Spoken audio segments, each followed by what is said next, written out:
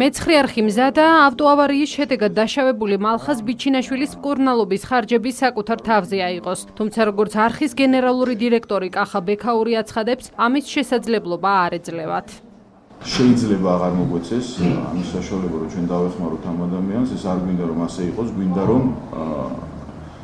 კონდეს ამის საშუალება და გამოხატოთ ამის სურვილი კიდევ ერთხელ, რომ მოგვეცეს საშუალება, რომ ჩვენ მაქსიმალურად დავეხმაროთ დაშავებულს იმისთვის, რომ ის მალე გამოჯანმრთელდეს. პირადად პირველ რიგში და შესაბამისად მთლიანად მეცხრე არხი ძალიან წუხართ იმის გამო, რაც მოხდა.